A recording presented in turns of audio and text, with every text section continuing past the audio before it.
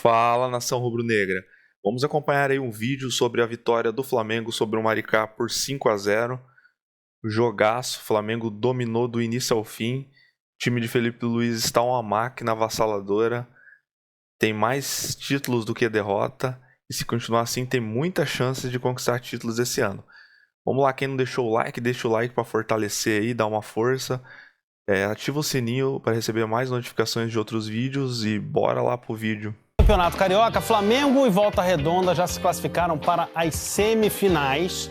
6 times estão na briga pelas outras 2 vagas, incluindo Vasco e Botafogo, que se enfrentam hoje, e o Fluminense, que enfrenta o Lanterninha Bangu. O Flamengo está só esperando de boinha, trabalhando só com golaço, goleou o Maricá no Maracanã e ficou com o título da Taça Guanabara.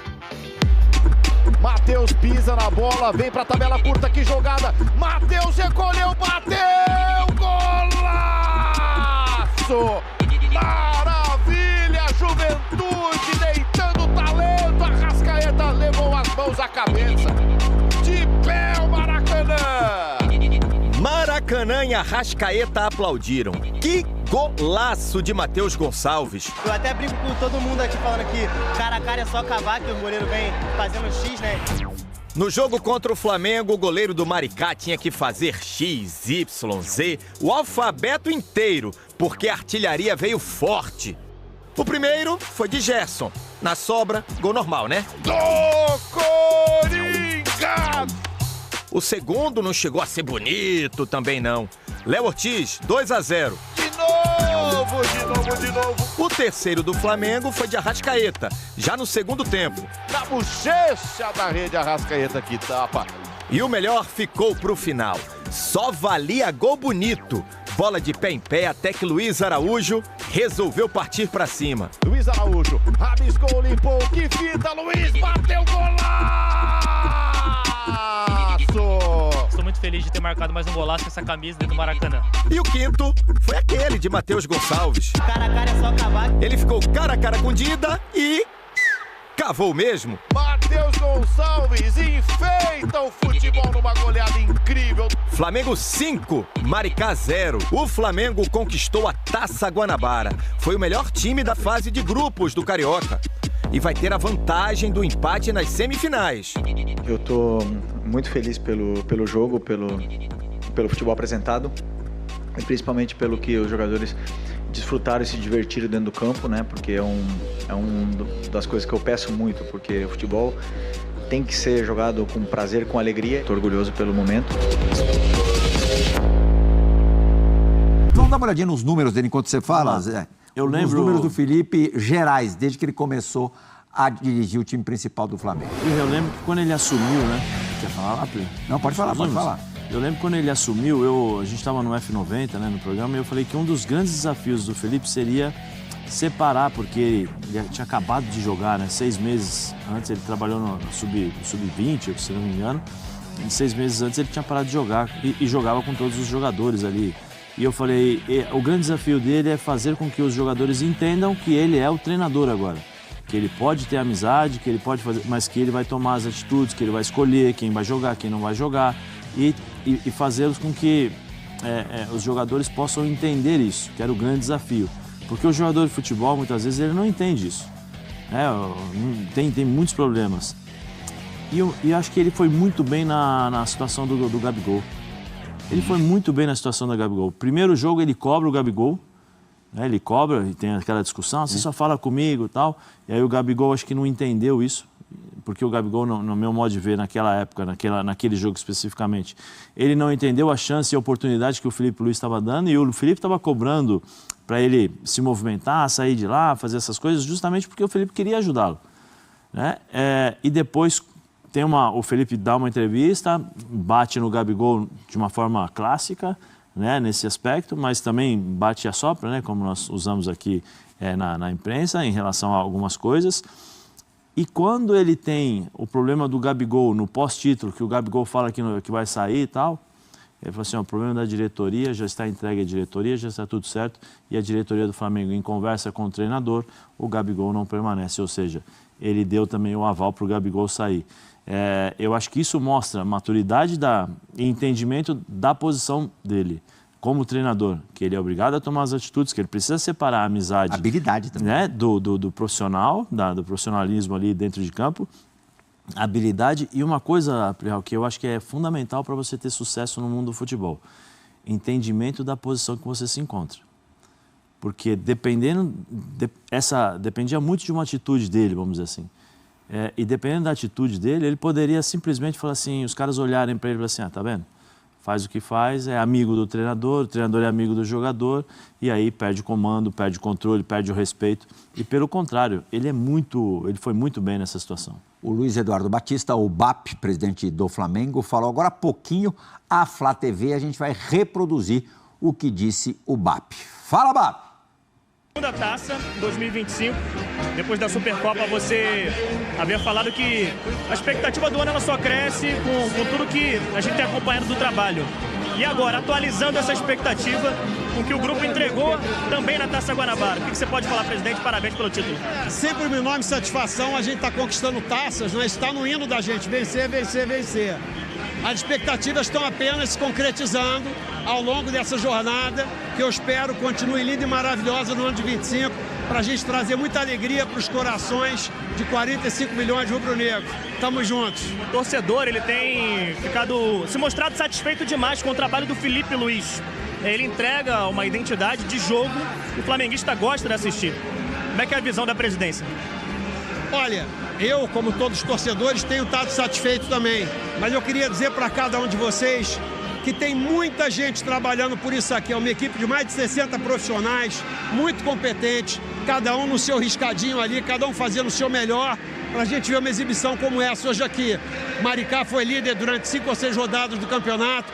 Esse time fez o jogo parecer fácil. Esse time aqui deu muito trabalho para todo mundo. Então, as conquistas e a performance, acima de tudo, nos enche de orgulho. Obrigado, presidente. Bubu, me agrada bastante a postura inicial aí, esse comecinho do Luiz Eduardo Batista, no que ele fala e no que ele faz. O começo do BAP como presidente do Flamengo é equivalente ao começo do Felipe Luiz como treinador do Flamengo? Eu prefiro elogiar mais o Felipe Luiz, dirigente, às vezes é meio como árbitro, juiz. Esperam acabar o mandato, ver como é que vai ser a postura. E o Felipe Luiz tem mérito também nessa parte política. Né? O Zé falou mais ali da questão dos jogadores. Você vê, o Gerson fez o gol, né? Ele chapou de esquerda. Ele, na volta do jogo, ele mostrou para o Felipe Luiz, o Felipe Luiz aplaudiu, o entendimento ali do posicionamento dele, como o Felipe Luiz é muito próximo dos jogadores. Mas o Felipe Luiz passou por uma ruptura na administração do Flamengo. Né? Saiu o Landim, que foi a gestão anterior, que teve essa coragem, audácia, ou atender os pedidos da torcida para colocar o Felipe Luiz como técnico. Manda embora o Tite, põe o Felipe Luiz. Há muito tempo a gente já ouvia esse pedido dos rubro-negros. Foi a gestão anterior que apostou. Lembrando que o Felipe estreia na semifinal da Copa do Brasil contra o Corinthians. E é bom lembrar também que a passagem dele pela base foi muito vitoriosa. Ele foi campeão mundial, sub-20, ganhou a Intercontinental com o Flamengo. E aí o que acontece em muitos clubes? Quando você tem a mudança de administração, muda a presidência sobretudo, muitos profissionais do Flamengo foram demitidos. O departamento médico foi modificado. Então o Felipe Luiz venceu com o departamento médico anterior, com a administração anterior e está vencendo com uma nova equipe, novos profissionais em torno dele. O BAP falou mais de 60 profissionais e tal. Ele parece trabalhar muito bem com todo tipo de figura. O chefão, o manda-chuva, o BAP poderia ter falado, não, vou trazer um medalhão, um estrangeiro renomado. O Flamengo tem condição de fazer isso. E tem um boto a tiracolo, né? Exatamente. A todo instante. Então, ele está conseguindo trabalhar com vários tipos de profissionais, das mais diversas áreas, e com um ótimo entendimento, do jogador até o presidente, o médico, o diretor de futebol. A gente falava um tempo, acho que era na época do Vitor Pereira, a dificuldade que você tinha de gestão de vestiário do Flamengo, que era muita gente falando, dando pitaco, a diretoria do futebol, Marcos Braz, que era mais amadora, muito conselheiro apitando. Convidaram, acho que o Tite para ser técnico, muito confiando que ele ia blindar o vestiário, né? Toda a confusão, fala-fala, né, na parte superior do Flamengo, o Tite blindaria. Não sei até que ponto ele conseguiu ou não. O Rogério Ceni, por exemplo, teve problemas com análise de desempenho, tal, ali. O Rogério tinha boa relação com o elenco, mas teve problema com a retaguarda.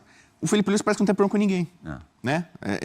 É difícil falar isso de qualquer profissional, em qualquer empresa, em qualquer área. Você tem afinidade mais com uma pessoa do que com outra, pode ter um problema, uma rusga, e segue o trabalho. O Felipe Luiz, aparentemente, não tem rejeição. A torcida o adora, a torcida o ajudou a colocar nesse posto. Diretores da antiga, diretores atuais, profissionais que saíram, profissionais que estão chegando, todo mundo fala bem e se entende bem com o Felipe Luiz. Então, um tremendo de um mérito para ele, né? Por isso que eu ainda prefiro elogiar nesse momento mais o Felipe Luiz do que o BAP, que vai ter ainda muitos desafios pela frente para a gente ver. Você pensa parecido comigo, você falou agora há pouquinho, acho que foi na tua primeira participação, inclusive, que você enxerga, você vislumbra muito mais o Felipe trabalhando na Europa do que qualquer outra coisa. Claro, depois de fazer história no Flamengo, o torcedor do Flamengo não fique chateado conosco, mas ele tem tudo para isso porque ele já é uma figura conhecida na Europa, no Atlético de Madrid. Imagino que no futuro ele tenha portas abertas, porque muita gente já, Zé, liga o nome do Felipe à seleção brasileira.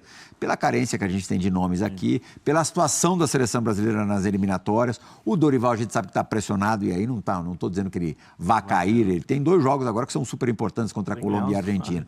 Mas você também é como a gente, vê mais o Felipe. E eu acho que o Felipe, se ele pudesse escolher o roteiro perfeito, não que ele fosse negar a seleção brasileira, mas eu acho que ele optaria até por ter a cabeça de europeu, e europeu, na idade do Felipe, treinador europeu, não quer treinar a seleção, quer treinar clube, né? Clube. Eu acho que dentro da cabeça